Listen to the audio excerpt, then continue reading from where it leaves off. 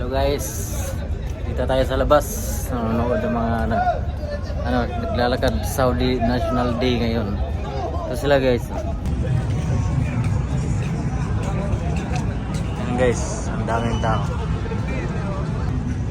Ito mga ginagawa nila, palakad-lakad lang. Punta doon, balik. Kasi National Day ngayon dito sa Saudi Arabia.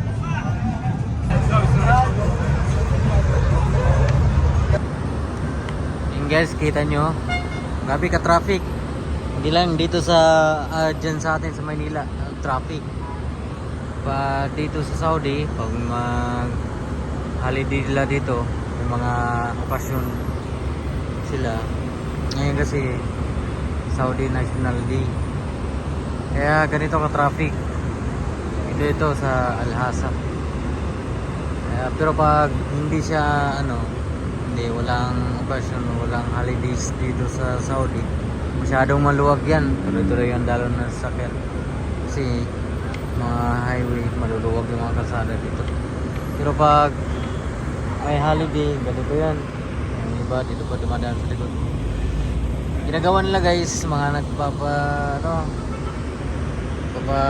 punta lang doon, dala-dala yung flag nila, tapos mga parang nagsasaya lang sila ganyan dito. Ayun o, naglagan lang yung mga tao.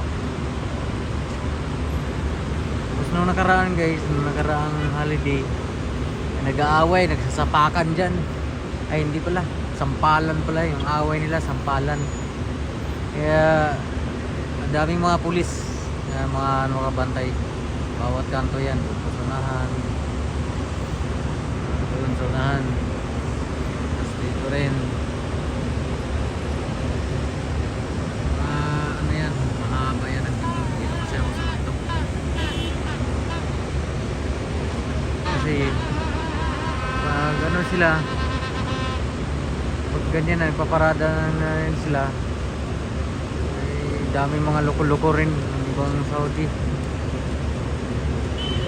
Kung tayo naman mga Pilipino maglalakad dyan, ikaw lang mag-isa, pagtitripan ka nila, parang kanila, trip ka nila, kaya kakailang din maglakad nga ikaw lang mag-isa, ikaw lang Pilipino.